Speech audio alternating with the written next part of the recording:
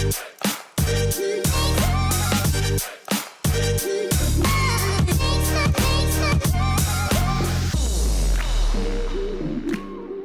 morning everybody and welcome to this week's Motor Trade Radio podcast in association with eBay Motors Group. It is Saturday the 3rd of October and you're joined by myself, Philip Nothard. And me, Curtis Hutchinson. So this is episode 383 of All the Chatter That Matters. And we're into October, we're into Q4. I was just going to say that actually. That crept up on us. I had to make sure I read that out correctly, saying October. It just doesn't feel right, does it? But yes, we are now in the final quarter of what has been an interesting year, to say the least. But yeah, we're in October, and those listening this morning, obviously, we are now just behind the September. And we'll talk through some of that shortly, won't we, Curtis? We will, yeah. We've got an update on September. We'll have the full figures next week, but we've got a nice little update this week. We have. So, great interview with Steve Nash, and that we're still getting some very positive feedback, and it's still getting some good downloads. It was the week before. It was on last Saturday's headline podcast, and the week before that, but very interesting. And if you haven't listened to it yet, of any of the social that you've seen, or on the interview itself, or the at the end of last Saturday's headlines, then I would advise going and having a listen to that. Fantastic interview there with Steve Nash, and talking through some of the opportunities and the conversations that should really be taking place between them and some of the dealers at the minute. Yeah, you're right. It was a wide-ranging interview. Steve was typically enthusiastic, boundless enthusiasm, and he did cover a lot of topics, so much so that we will have him back on at some stage, possibly in the new year. Definitely. So before we get talking through some of the headlines, a bit of a shout out, and this is on Sunday, so the 4th of October. There's a bit of a sort of a charity walk going on. I say a bit of a charity walk. It's quite a serious one, because it's 54 kilometres, I think, and you might know the area, Curtis. But I mean, that's a walk and a half, isn't it? It is, yeah. I know roughly where it is, because it's along the Thames path from Teddington to Chelsea, which is very scenic. It's flat, which is good. Let's hope they've got some decent weather there, because there's a number of participants. Is there about 9 participants walking? There's 9, I think. Yeah. Female business leaders doing a walk on behalf of Ben. So the Lily's fundraising team to generate cash for Ben is one of the sort of headlines there at the minute. This is a bit of a shout out, because there is a Just Giving page. It is for charity. It is for Ben, and as you can imagine, they've been very hard hit by the crisis as everybody else. So please do head over to Just Giving. There is the page, the fundraising page, that is available there for giving. Any donations be welcome. But shout out, good luck to all those involved, and it's a long walk, 54 kilometres. I think, is it probably about 11 hours? Would it take that one, Curtis? I think. That's a really good question. I don't know, but yeah, that is a long way. So I'm assuming it's an early start. Yeah, and obviously with it, not just that, but got to manage the social distancing. Yes. And it's not like popping into pubs on the way that you can all just sit down. There's obviously all the social distancing that they'll need to contend with as well. So good luck to them, and fingers crossed that the weather stays perfect for them. Not too much rain and not too hot for that kind of hike. Good luck to those ladies. It just needs to be overcast. That does. will be absolutely perfect. You know that from your marathon days, don't you, Curtis? Oh yes, yeah. You can't beat a nice overcast day. So, shall we start? What we've got in headlines this week? There's busy week. Headlines this week. September new car sales down 3 or 4%, according to sources. So we'll try and find out who those sources are.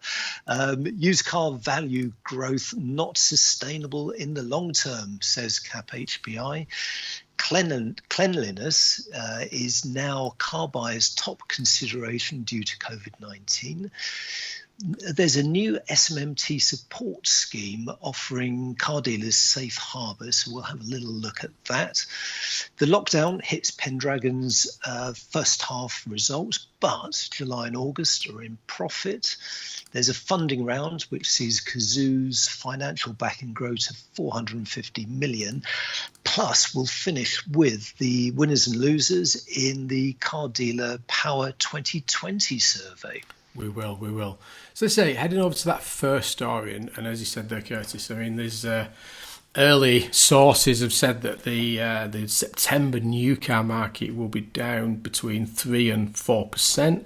I mean, we've mentioned it a couple of times on recent Saturday podcasts of where we believe it is at that point. But again, interesting result there. We won't know till after the weekend what the actual figure is going to be, but we've talked about this, that will be a significant downturn, because last year was a challenge for the sector at 343,000 because of the impact of RDE on the September market last year. But yes. Yeah, and I think there's pointing out in the story here that struggling for stock and no appetite for doing any sort of pre-reg activity either. Yeah, this is the issue, isn't it? It's not a lack of demand, it is supply. And so if the figures are correct, then it'll see the markets closing at around 340,000, somewhere in that region. But yes, the story does suggest there was a lack of pre-reg activity in the last few days, which is traditionally when we see it. But there haven't been any cars to pre-register, have there? No, and I think I remember. Do you remember we was talking about this last year? I mean, that was when I did some analysis on the final 3 days. And I think 94,000 cars were registered in 2019 in the final 3 days, and kind of you sort of look at that, a third of the activity took place in 3 days of the month, and that doesn't seem to be the case this year. One, because it from a dealer perspective, you get those cars done out on the road. They've been sat there probably for a period of time with lockdown in between, and many would have held out for the September plate after they couldn't get the car in March, and waiting for those cars to come through that may not have arrived yet. And I suspect that we'll see what happens in October and November as sort of the overflow starts to come through. But yeah, challenging time, but it's a bit of a mixed picture in the European market as well at the minute from the stats I've seen today, Curtis. Yeah, so you've got some stats from some of the key markets, haven't you? Yeah, I mean, France is down 2.97%, so they've dropped a little bit there, down to 168,000, still behind where we will be in the UK. Italy down 9.5% to 156,000. Still waiting on Germany at the minute, but Spain has been significantly hit, down 13.5%, down to 70,700. If you look over to the US, totally different figure there at 1.4 million, but they were actually up 6.2%. For September this year compared to last year. So a lot of variances across some of the European and international markets on September performance, which does actually indicate some of those challenges, if you say there, Curtis, around supply of products. So we'll wait to see the actual figure for the UK and Germany, which is our closest counterpart. Yeah, and the figures will be out possibly on Monday. If not, they'll be out on Tuesday. And just returning briefly to the story, there's a comment, interesting comment from James Hind, who is the CEO of Carwow, who's said that some dealers over the course of September were asking for fewer new car leads because they didn't have the bandwidth or staff to deal with them. So again, sort of indicative of the kind of demand. And within the story, there's also a quote from Tony Roberts, who's the boss of Horizon Magnum Motor Group, who has had an absolute cracking September, and a lot of this could be down to the brands that are being represented in terms of which vehicles are actually coming through. Now, Horizon look after Mazda, Honda, Mitsubishi, and Nissan, and his quote is, "New cars have really come back strongly and will eclipse last September." So the demand is there, the supply isn't necessarily there for all brands. Yeah, and we'll need to wait to see the actual figures, but you'll see the performance switches between some of the brands, between the people like the VAG, the BMW Merc guys, and some of the performances from people such as Renault, Vauxhall and Ford. I mean, but we'll talk about them on next Saturday's show once we get sight of them. But again, it all needs putting in context to last September and what happened then as well. So again, some winners and losers, I think, in terms of the general market of where they're strong in retail and maybe weak in the business fleet sector as well. So very much variances there. But moving on to our next story, which is on AM Online, and this is from Cap HPI and around the values, and we're picking some serious topics this week, Curtis. But we are. The used car value growth not sustainable in the long term, says Cap HPI, and that's comments coming from Darren Martin talking around some of the strength of the used car market that we've seen going into October and what he expects going into the fourth quarter of the year. Yeah, and the big unknown, of course, is just how long this strength can last. So the latest figures from Cap HBI showed marginal growth in values across September of 0.4% on the sort of average 3-year 60,000 mile car, which is £65. I mean, yes, it's still heading in the right direction. And the suggestion from Darren there is that this strength will certainly last into Q4, and I guess all bets are off for next year. Yeah, and I mean they've got to balance it, and maybe we need to get Darren back onto the podcast in the next couple of weeks just to talk through some of the observations that they've got on the market, and because it is very topical within the sector at the minute, because you've got obviously what's happening in the long term. We all expect that that depreciation will return. There's some forecasts from Cap HPI for next year and the year after, but it's that balance between what's happening today, what's happening in that current market today, the strength that Cap is seeing and the wholesale sector is seeing in the market compared to where they believe it will start to head going at the end of Q4 into 2021. But there's so many unknowns in there at the minute of what could influence it. And one of the factors was certainly one of the stories I saw this week, and I posted it on LinkedIn. There seemed to be quite a bit of interest in it. Was the defleets coming through from the rental companies, so that there are expected to be large volumes coming through, and of course that will have an impact. So we need to see how this all plays out. I mean, it's questionable if it does. I mean, again, back onto our previous story around supply, and the big thing for the rental sector and the lease sector is without new vehicles coming in, they haven't got anything to replace those fleets with, and those. So it may be questionable whether we do actually see any significant volume coming back into the fourth quarter from any of those sort of sectors, because if there isn't appetite from the manufacturers to do that kind of business because they want to save the market business for retail, etc. So, a big question there at the minute of what's going to happen. But so I say, maybe it's worth getting Darren on from Cap HPI or somebody else just to talk through some of those nuances that may influence the fourth quarter. But we'll see.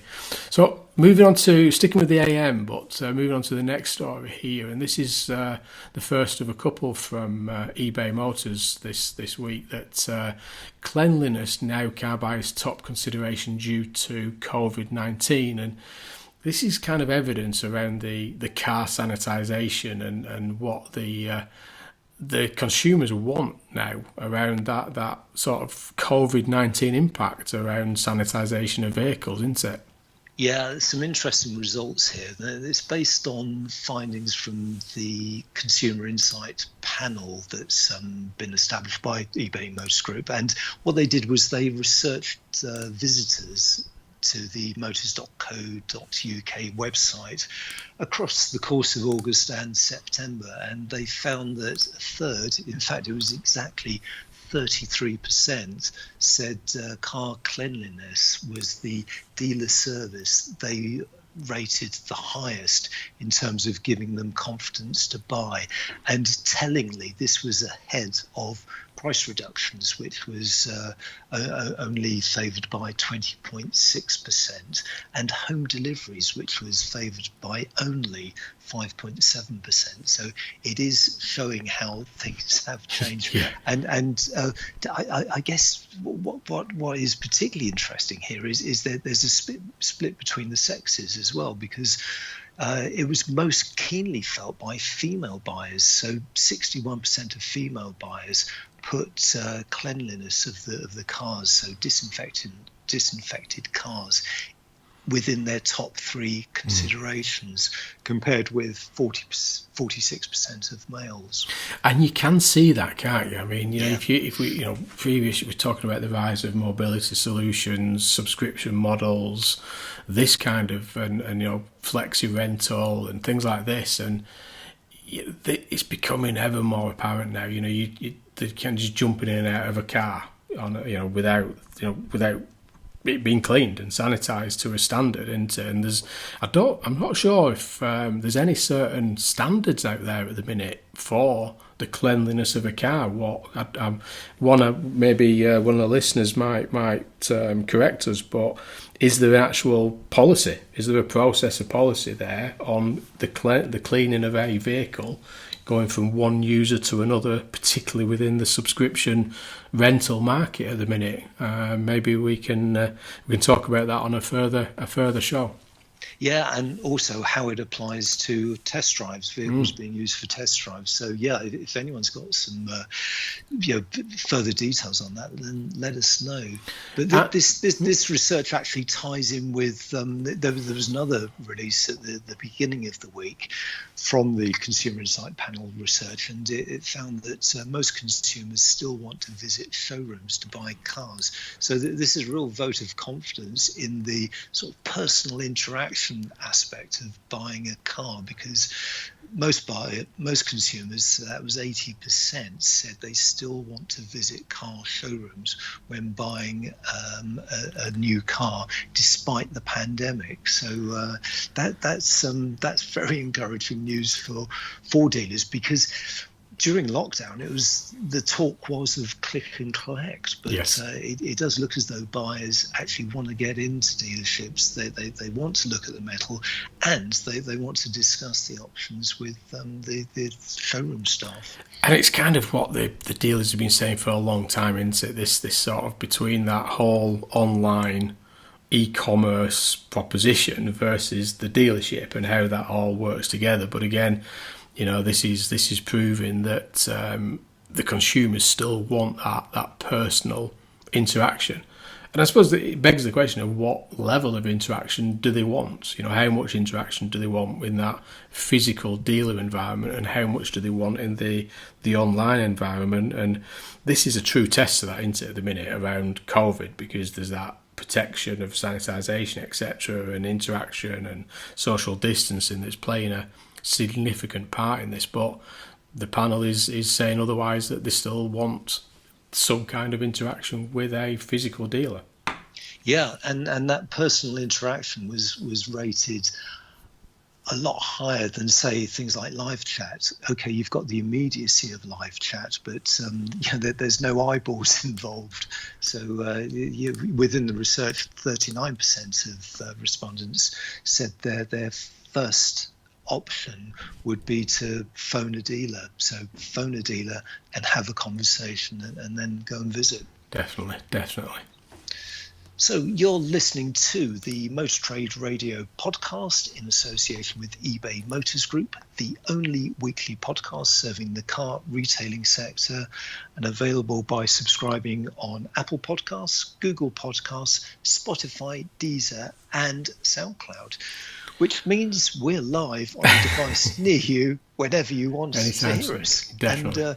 And I must say, Spotify is absolutely brilliant. If you do subscribe to Spotify, it's worth checking us out there because it's all neatly archived as well.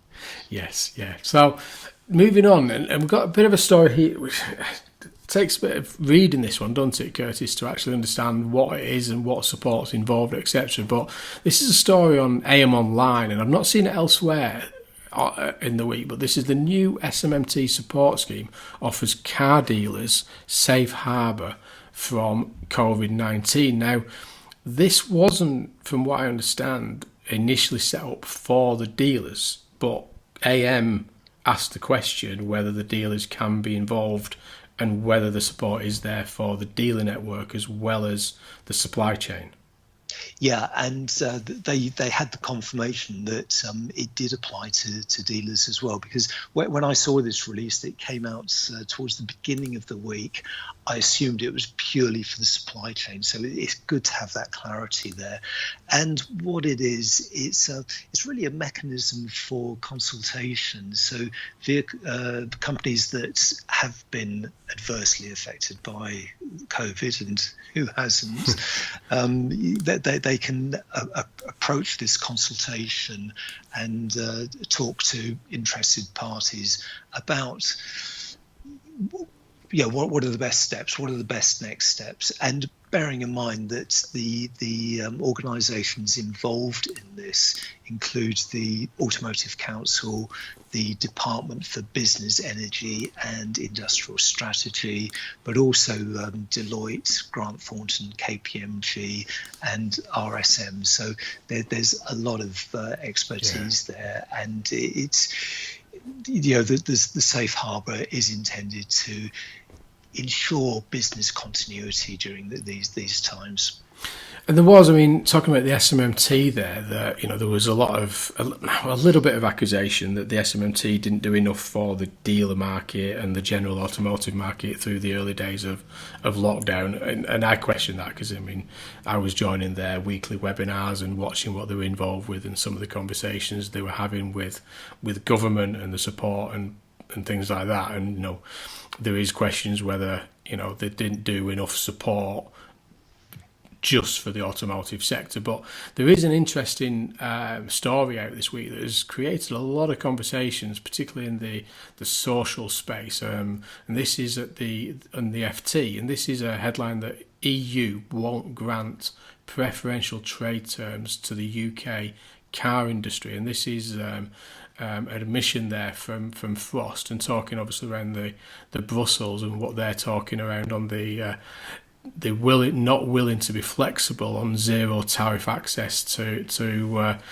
the UK. So again, lots of conversations around that, and interestingly, Ian Plummer from Auto Trader had put something out on social media, sort of talking, comparing to the fisheries industry and their input into the UK economy compared to the automotive sector's impact and input into the UK's economy. And it pulls out that 73 billion is generated from the UK automotive sector, with 823,000 jobs involved with it. And according to the SMMT, they're quoted in the story and talking about that the potential economic contribution from the automotive sector is in the realms of circa 202 billion. So kind of a bit of work there, and trying to shout out to the UK government for their conversations with the EU of how big an impact some of these negative tariffs will have to the UK automotive sector. Yeah, and it's a point that we did some chat with Steve Nash about, and this level of awareness of just how big the UK automotive sector is, and whether or not that message is getting across at government levels, which I do question that on a regular basis. Yeah. So again, a lot of work there from the SMMT with trying to support the sector through the recovery, and trying to obviously pull out to the government of how influential this sector is to the economy in the UK, and how important it is, and obviously there with the support around the Safe Harbour scheme as well. So great work there by the SMMT. So moving over to Motor Trader, and this is talking around it was the delayed announcement, wasn't it, for the half-year trading from Pendragon. And the headline is that lockdown hits Pendragon in H1, but July and August is in profit. And this is sort of pulling out some of the impact of COVID on the Pendragon trading in the first half of the year, but actually how strong they've been trading pre and post lockdown. Yeah, so underlying losses for the first half of the year before tax of £31 million in the first half, compared to losses of 32.2 million last year, on turnover that was down 50.4% to 1.2 billion. So yeah, as you say, it was a tough start to the year, but they're having a bit of a bounce since dealerships reopened, and July and August certainly bounced back with underlying profit before tax of £7 million compared to a loss of £12 million for the same period last year. So that's actually very positive, and there are some very upbeat projections coming out of Pendragon from Bill Berman, CEO. Yeah, and I mean, he's obviously got his key strategies around digitisation, that e-commerce market, growth of the used cars, and they've obviously got their leasing and Pinewood proposition as well. But they're targeting to hit profits by 2025 of between 85 and 90 million. But again, big ambitions there from Bill for Pendragon. But again, they've definitely shown an improvement. As you've said there, Curtis, some definitely year-on-year improvements there around, the improved gross margin of 10.2%, increasing from 9.1% in the same period. Used car GP margin improvement that was 4.9% in H1 2019. So, a great movement there to 7.1%.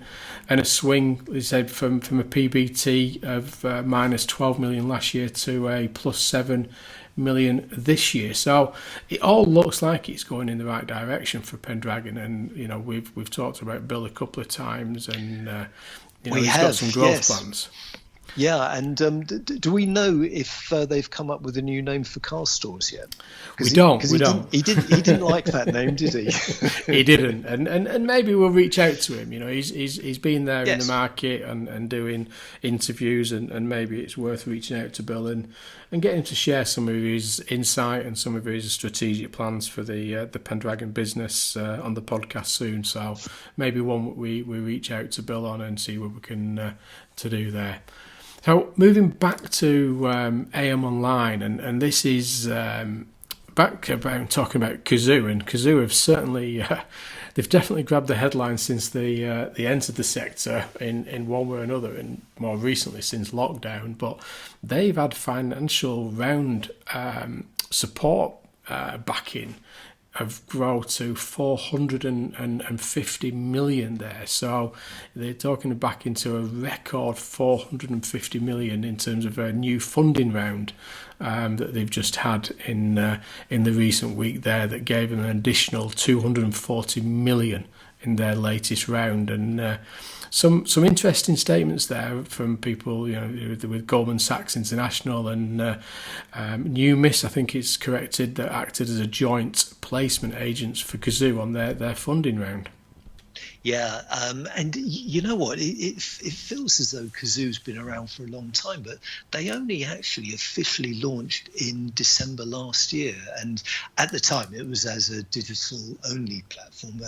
As we know, this year they acquired the Imperial Car Supermarkets chain, and now have physical stores, physical representation in terms of handover centres and prep centres. And in fact, you say that they're in the news a lot. Earlier this week, they announced the opening of their 5th physical customer centre at a former Imperial Cars supermarket site in Birmingham. So, again, that will be for physical handovers and prep. Definitely. So yeah, I mean, it's a lot more to come from these guys, and definitely, Yes, yeah, certainly disrupting, yeah. if nothing else. Yeah, no, definitely. And this is the sort of story that investors like. Yeah. I mean, it is all about Yeah, digital, yeah, isn't it? I mean, in the investor market at the minute is all focused on the growth of that digital capabilities of businesses. They've seen what can be done over in the US, and they're looking at the UK as well. So again, a lot more to come on that one. And then we're moving over now to I think it's our and finally. Which is the Car Dealer Awards, which have come out this week, and MG have not done very well, I don't think, have they, in the Car Dealer Power Awards? That they haven't, because we've been talking about MG on a sort of fairly regular basis over the last few months, and it's because they've been opening sites and they've been doing well. Certainly on the sales side, whenever we've had the new car regs through, they've been growing, whilst everyone else has been in decline. They've been one of the few brands who've been growing year on year. But as you say, they've come bottom. So, so the actual story from Car Dealer is incredibly detailed, so I do urge you to go over to the Car Dealer website, because there's some great graphics there. And the Car Dealer Power Awards, they are based on feedback from dealers, and this is where all the ratings come from. So it is these findings are important, and that they are taken very seriously by the car makers. But we do have 2 top 5. So let me give you, first of all, the top 5 performing brands. So number 5, Mazda with 88.1%. Number 4, Mercedes-Benz with a rating of 89.8%. Number 3 is Volvo with 89.9%. Number 2, Lexus with 94.1%. And at number 1 with 94.8%, which is pretty impressive going, is Kia. And that not only do they retain the top spot from last year, but all their scores were above 90%. I mean, Kia have done. I mean, you look at the history of Kia; they've done fantastic, haven't they, over the years? Yes, yeah, and they are going from strength to strength, and they not only are they well regarded by customers, but the dealers really, really do rate the brand. Yeah. I mean, the other thing I would say is, you look at MG. They're still in the early days of returning to the UK market. They've done some great performance. Their EV proposition is going down well. There's a lot of open points that are being taken on now by dealer groups, and I think if you look back to the early days of Hyundai and Kia when they entered the UK sector, they weren't dissimilar. So again, you can see a potential opportunity there for MG, and Kia have done very well over the years on the back of things like scrappage and the way they've operated with that growth within the dealer market of a secondary franchise and now primary franchise for many dealer groups. So big changes there, but it demonstrates the changing landscape of the UK automotive sector, doesn't it? It does. It does indeed. Do you want to hear the bottom 5?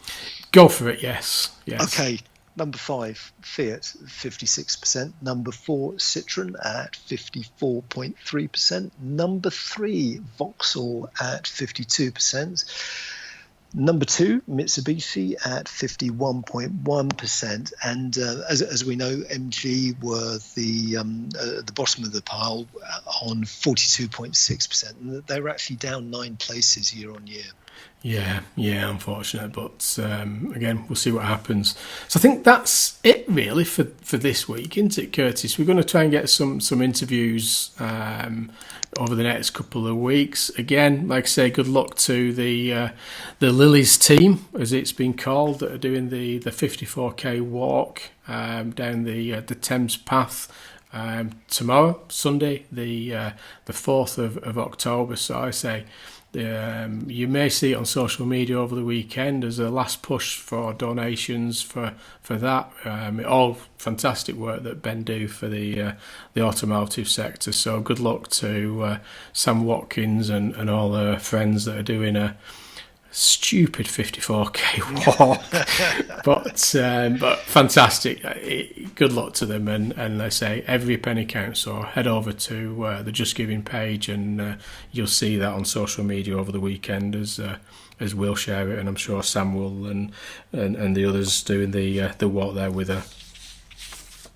Yeah, no, absolutely right. Good luck to Team Ben with that. But that's all for this week. You've been listening to the Motor Trade Radio podcast, brought to you in association with eBay Motors Group. Join Philip and I again next weekend for all the chatter that matters with our weekly review of the headlines. Until then, it's goodbye from me. And it's goodbye from him.